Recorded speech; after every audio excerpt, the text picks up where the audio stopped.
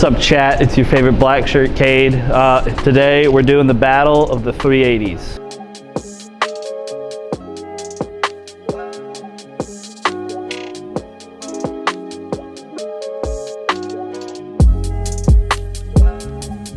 All right, guys. So today we're doing that 380 challenge. So we've got the Ruger LCP, the Smith & Wesson Bodyguard 2.0 comp, and we've got the Browning Black Label. All right, so today why we're covering 380s is because most of us out here carry 9mm. This is my 9mm that I tend to carry comparative to the size of the 380s.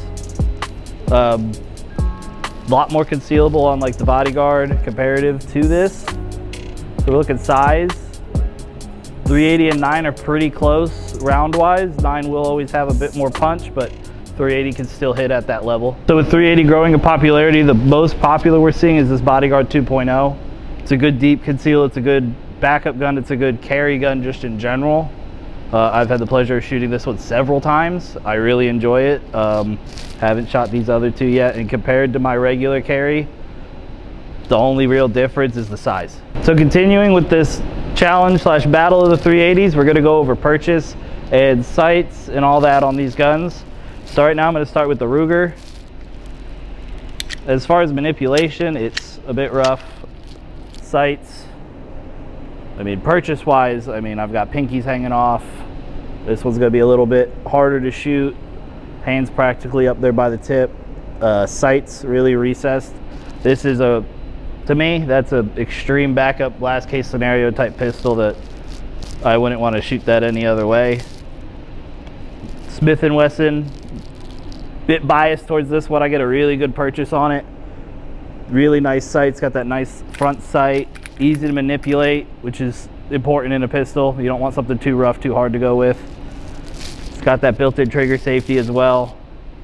Last, probably the easiest to handle is going to be the Browning, just because you get that full purchase on there.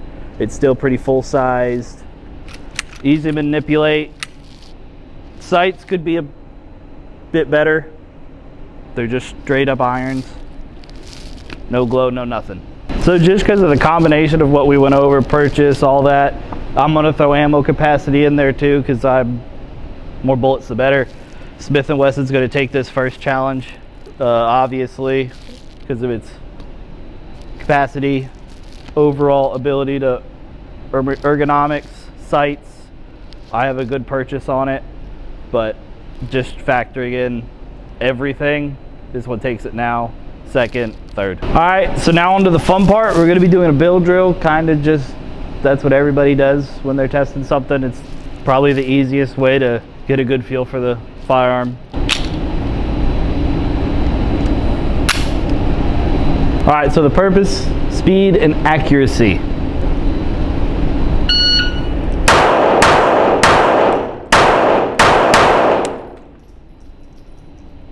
Ooh. Oh, that gun's horrible.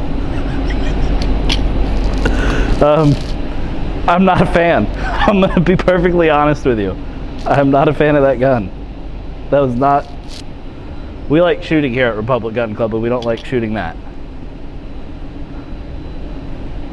Still all A-zone though. Wait, I dropped one.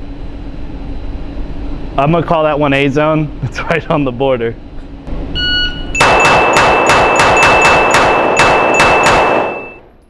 That might have been too many. How many did you put in here? Let's talk about what just happened. So I got a little trigger happy. Micah, the cameraman, put 12 rounds in that mag, and I thought there was only 6, and it just kept going. So we kept shooting. All right, so we're gonna try that again. Ready? Yeah.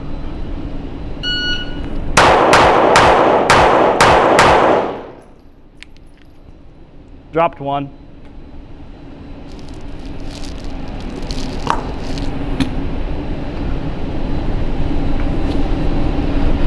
Definitely felt the nicest, but trying to find those sights coming up like that, a little shaky.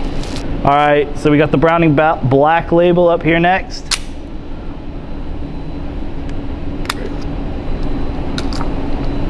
There was 7 in there. Ready?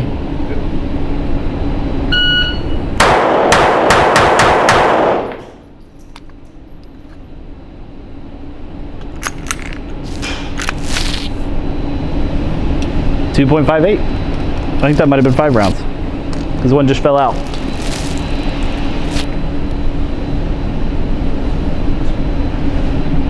So the Browning had a malfunction at the end there, so that's not always great. So just because of that, Browning having a malfunction, failure to feed, and then the Ruger just, I don't really know what to say about that. Hopefully their Glock clone's better. Bodyguard's gonna take it. It's that simple. All right, so now we're going for accuracy. I'm at about 15 yards. We're gonna do 3 rounds.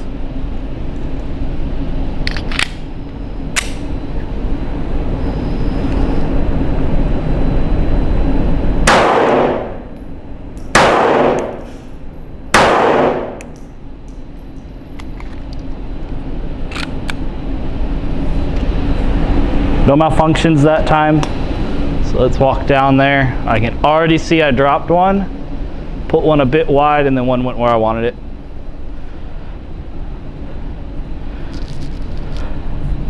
Like I was saying about those sights earlier, they're kind of blacked out, so it's trying to find that on this paper and that berm isn't my favorite thing in the world. All right, we got the Smith & Wesson. We're going for the B side.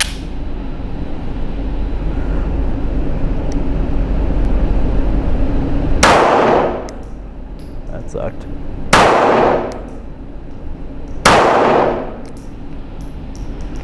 So I went left, right, and in the middle.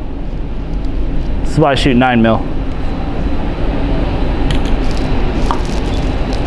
I'm not gonna hit anything with this. All right, we're walking down. Not the way Chris taught us though. Yeah.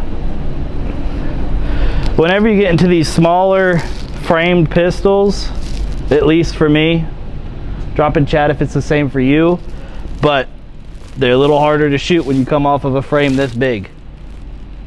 Let me know what y'all think about that. Is that a hot take or am I pretty spot on for that one? All right, I don't even want to talk about it. I gotta go for bigger surface area with this one. There's no sights on it. Oh, that sucked. That hurt. Oh! Wow, Ruger.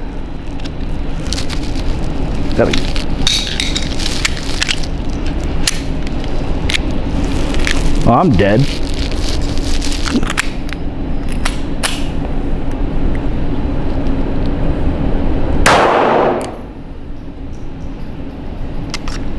I feel like I'm shooting a musket. That went nowhere I wanted it to. And a malfunction. Ruger's out for good. I will not be picking up another one of those. Chat, I hit once. I hit once, chat. Chat, we're not touching the LCP ever again. Never again. So the only gun that didn't have a malfunction that entire time was our Smith & Wesson Bodyguard 2.0. It's a pleasure to shoot. I really like them. It's the most comfortable out of all of them. If I had another mag, I'd probably shoot it. But easy to manipulate. It's got the port in the barrel. It's got the comp. You can really feel that when you start to go up in the grainage on the round. The Browning, definitely second place. Had a malfunction early on in the challenge, in the battle. But definitely did the best at range for me. The only issue I have to pick with Browning is let's put like a night sight on here. Let's get some white, let's get something so that we can differentiate. I'm not even gonna get into it on Ruger. I'm disappointed. This gun's tiny. Really good from like here to like here. Right here. Anything other than that, let's get one of these. Let's get something else. I'm I'm not really ever shot a gun that I don't like, but that takes the cake. So we're gonna go over comparative wise, kind of like we did at the beginning, but just a little bit more because we only covered really the bodyguard. Size and concealability. So that's the big benefit of 380 is the smaller frame. Not going to shoot as far as you can with 9mm, 5.7, 40, 45. We don't really talk about 45, but Ruger comparative. I can stick that in my pocket. I'm gonna need something. I'm gonna need something for this.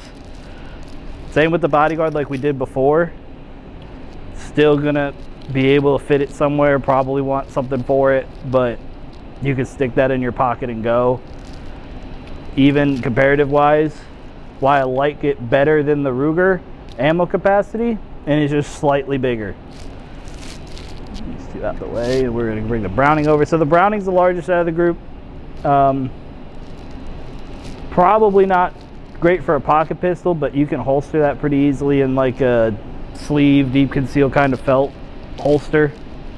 Leather if you really want, if you're being fancy. But I wouldn't put any of these. I wouldn't put these two in Kydex. This is the only one I'd put in Kydex. Yeah, hammer fired, goes in there. This one belongs to our cameraman Micah. He's got his pink Kydex holster from Lipsy.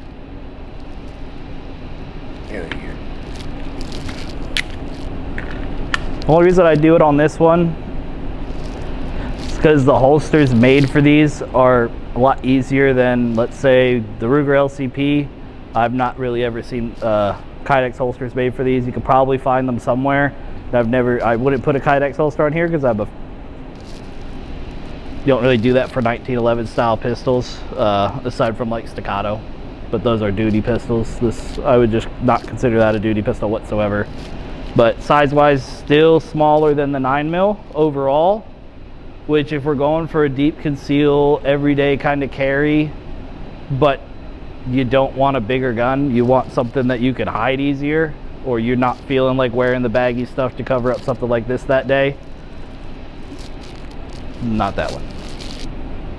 I'd go for these. All right, chat, it's been the battle of the 380s. Smith & Wesson took it.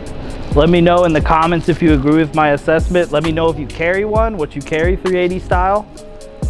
Besides that, like, comment, share, subscribe to the YouTube channel, and we'll catch you next time at the range.